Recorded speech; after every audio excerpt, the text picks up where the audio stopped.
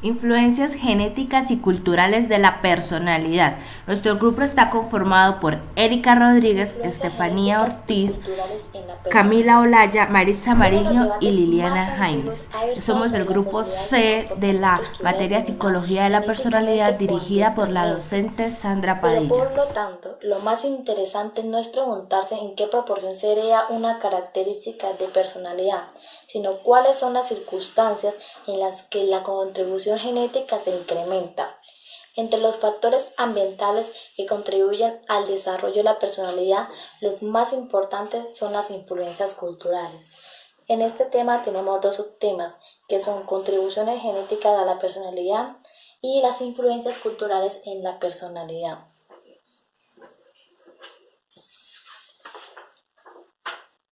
Contribuciones genéticas a la personalidad. Algunas nociones básicas de genética. La herencia biológica. La herencia biológica es el conjunto de procesos biológicos a través de las cuales las características del organismo se transmiten a la descendencia. La información sobre estas características se encuentra en los genes,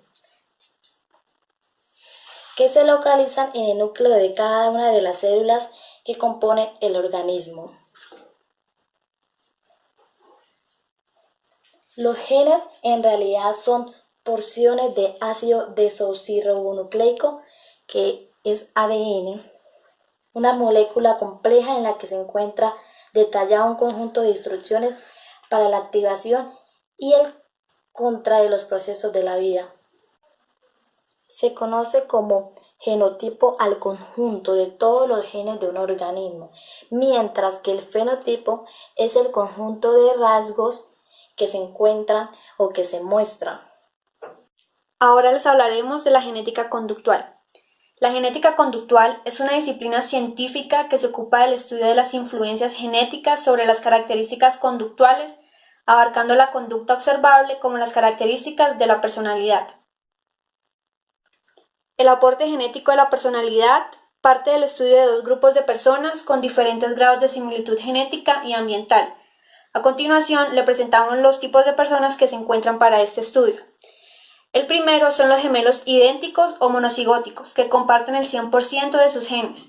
El segundo son los gemelos disigóticos, que se encuentran hermanos, padres e hijos biológicos y comparten el 50% de sus genes. El tercero son los padres, hermanos y hijos adoptados que no tienen en común ningún gen. Similitud genética y fenotípica. La similitud genética parte del cálculo de la correlación entre dos series de puntuaciones obtenidas por los dos grupos de personas analizadas. Las correlaciones que se presentan son entre dos gemelos monocigóticos, dos gemelos disigóticos, entre dos hermanos biológicos o el padre y un hijo adoptado. En esas correlaciones solo se refleja el grado de similitud de las mismas, más no la intensidad de las influencias genéticas o ambientales sobre la personalidad. Estimaciones de las aportaciones genéticas y ambientales a la personalidad. Esta es la estimación del coeficiente de heredabilidad, lo que quiere decir que se realiza con una serie de ecuaciones simultáneas con el fin de estimar el valor del parámetro genético y ambiental que mejor se ajusta a la correlación encontrada en diferentes tipos de familia. Limitaciones de los estudios de genética conductual. En estos estudios no se tienen en cuenta las interacciones entre gen y ambiente. La primera limitación que encontramos es los efectos genéticos aditivos. Este nos hace referencia a que el supuesto de que los efectos genéticos sobre las características de personalidad son aditivos puede no ser cierto, ya que dos hermanos así compartan el 50% de su genotipo, no implica que compartan el 50% de su expresión fenotípica. La segunda limitación son los efectos del ambiente compartido. Esta nos hace referencia a los estudios realizados que concluyen que el efecto del ambiente compartido es nulo o muy bajo, ya que, por ejemplo, así vivamos en la misma casa y compartamos todas las situaciones, cada uno le va a dar diferente interpretación. La tercera limitación es la medida del ambiente. Esta nos hace referencia a que la medida del ambiente es muy importante dentro de las investigaciones, ya que, por ejemplo, el estatus socioeconómico hace actuar a las personas de distintas maneras. Y la última limitación es la metodología empleada. Esta nos refiere que los métodos utilizados para calcular la contribución genética y ambiental maximizan los efectos de la herencia y de los factores ambientales no comunes, ya que muchas veces se puede sobreestimar debido a que no se están teniendo en cuenta las interacciones entre gen y ambiente.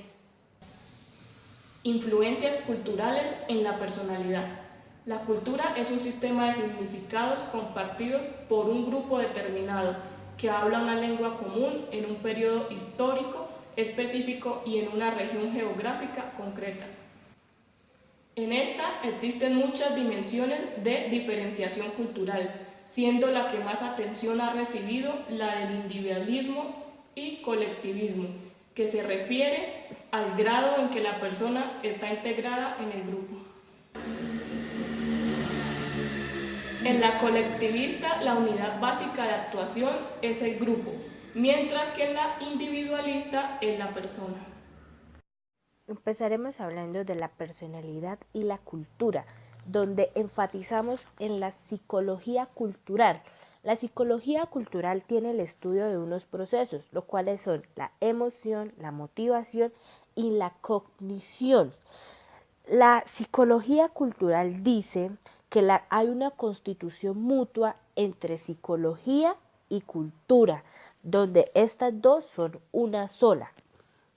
Dice que el estudio de los aspectos específicos o indígenas de cada cultura, a lo que se denominan émicos, que quiere decir que son sonidos idénticos, sonidos específicos de la cultura y que hacen descripciones de fenómenos psicológicos muy contextuales. El estudio de los procesos como expectativas, atribuciones, creencias, motivos versus las diferencias individuales. En la psicología cultural emplearon la metodología experimental. Seguido a esto encontramos la psicología transcultural. La psicología transcultural considera que la cultura y la psicología de la personalidad son entidades diferentes, que no son una sola, sino que cada una tiene su propia perspectiva. Luego encontramos que está la variable dependiente y la variable independiente, donde consideramos que la cultura es una variable independiente, ya que la cultura tiene una influencia en la personalidad de las personas y la personalidad es la variable dependiente, ya que dependiendo de la cultura las personas crean su propia personalidad. Esta psicología transcultural se centra en los aspectos universales de todas las culturas denominadas éticos, los sonidos éticos, que quiere decir que son sonidos idénticos en todas sus lenguas, y se enfatiza en los rasgos, donde los rasgos son los fenotipos de cada persona. Estas, al contrario de la psicología cultural, emplearon cuestionarios y pruebas estandarizadas tradicionales. Entonces, si pusiéramos en balanza la psicología cultural y la psicología transcultural, encontramos diferencias en cada una de ellas, ya que la psicología cultural es el estudio de los procesos y la psicología transcultural es el estudio de los rasgos. La psicología transcultural emplea su metodología en los cuestionarios y las pruebas, y la psicología cultural en la metodología experimental. En la psicología transcultural encontramos los sonidos éticos, que son los sonidos idénticos, y en la cultural los émicos, que son los sonidos diferentes. Después encontramos el self. El self es integra de forma holística las características de la personalidad, y es cómo la persona se ve a sí misma y se evalúa, ya sea de su buena manera o de mala manera. También encontramos que la persona tiene una cultura también dependiendo del ambiente en el que se encuentra. Es decir, el ser se constituye de cultura, ambiente. Pero este ser se divide en dos, en el ser independiente, que quiere decir de una cultura individual, y encontramos el ser interdependiente, que es de una cultura colectiva. Entonces, la persona con un ser independiente se cree que es una persona que se percibe autónoma y completa, acentúa en su yo. Son agentes separados para conseguir sus propias metas, adquiriendo ser únicos y autosuficientes. La persona con un ser independiente se basa en sí mismo de una manera en cómo el mundo puede ayudarle a él a encontrar sus propias metas, sus propios éxitos y sus propios propósitos, queriendo ser únicos, autosuficientes y creyéndose en siempre autónomos y completos. En el ser interdependiente es totalmente lo contrario, ya que se siente una conexión a su endogrupo. El endogrupo es el grupo al cual nosotros tenemos una pertenencia propia y se ven como agentes conjuntos que actúan en sintonía con las metas y los deseos a los otros cercanos. Es decir, una persona interdependiente busca la ayuda de su endogrupo para que ellos le ayuden a sus propias metas y para él también poner una parte en las metas de los demás. Entonces, se califica una persona interdependiente cuando se refiere a sí mismo, es decir, soy sincero, soy responsable a lo que él es, basándose siempre en él. Por eso decimos que el soy determina y causa en la conducta. Mientras que en el independiente siempre se refiere a un grupo al cual pertenece, es decir, soy una madre, estoy en la familia, soy estudiante de la Universidad de Pamplona. Dice que la conducta determina por roles y por formas sociales.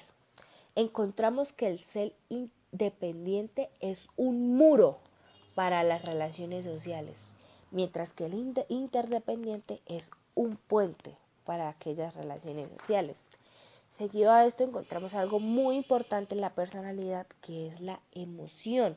Y esta emoción es la diferencia más característica entre las culturas, ya que todas no tienen sus mismas emociones, no todas reaccionan de la misma manera. Y esta se divide en dos, en la emoción individual y en la emoción colectiva. En la individual encontramos que ellos quieren conseguir su éxito a través de motivaciones de aproximación, tratando de hacer las cosas, mientras que en la colectiva ellos siempre quieren evitar el fracaso. En la individual encontramos algo muy importante, que es el autoensalzamiento. ¿Qué quiere decir el autoensalzamiento? Que sus éxitos siempre van a ser por causas internas y sus fracasos por causas externas. Es decir, que cada vez que una persona consiga un éxito, siempre va a ser porque él tenía la capacidad y porque él podía, mientras que sus fracasos siempre va a tener a enfrascarlos en las demás personas, donde encontramos que en la individual siempre va a haber una motivación de aproximación y en la colectiva una motivación de evitación. Los procesos emocionales se dan en todas las culturas, pero cuando se habla de emociones predominantes existen diferencias como la frecuencia con que se expresan, la regulación y la valoración de las mismas. Para entender las emociones desde un marco cultural hay que diferenciarlas de acuerdo a una dimensión interpersonal. De esta manera se pueden distinguir entre las que son implicativas o tienen como referente a los demás o las emociones no implicativas que tienen como referente al yo o ego focalizadas. Esta diferencia se puede hacer tanto entre las emociones positivas como entre las negativas. Cuando se habla de sentimientos positivos, las emociones como orgullo, autoconfianza o sentimiento de superioridad, que se consideran emociones no implicativas, suelen ser el resultado de la satisfacción o confirmación de los atributos internos como las metas, los deseos o derechos. Por el contrario, otras emociones positivas como la simpatía o los sentimientos de respeto, cercanía o amistad, que son emociones implicativas, resultan del hecho de estar conectados con los demás en diferentes relaciones. Uno de los procesos cognitivos que más atención ha recibido es la atribución, lo que se conoce como error fundamental de atribución, que consiste en sobreestimar las causas internas e infravalorar las situacionales en la explicación de la conducta. Lo anterior se ha demostrado ampliamente cuando las muestras empleadas en los estudios han sido europeas, americanas o canadienses. Sin embargo, a partir de otras investigaciones que se han realizado en otras culturas, se ha podido comprobar que este sesgo no es universal y que como se creía, que es mucho más débil en las culturas colectivistas. Cuando hablamos del pensamiento analítico, implica la separación del objeto del contexto, una tendencia a focalizarse en los atributos del objeto, lo que propicia que se le asigne diferentes categorías y una preferencia por usar reglas sobre las categorías para explicar y predecir el comportamiento del objeto. Cabe aclarar que el pensamiento holístico implica una orientación al contexto o campo como un todo, incluyendo las relaciones entre el objeto focal y el campo y la preferencia por explicar y predecir los eventos de acuerdo a sus relaciones. Los estudios llevados a cabo desde la psicología transcultural tienen como objetivo fundamental o principal demostrar que los rasgos, fundamentalmente los recogidos en el modelo de las 5 grandes, son universales y se presentan en todas las culturas. Pero los estudios derivados de la psicología cultural han puesto de relieve algunos puntos débiles de estos planteamientos. La psicología cultural no pone en duda la existencia de los rasgos en las diversas culturas, sino su relevancia.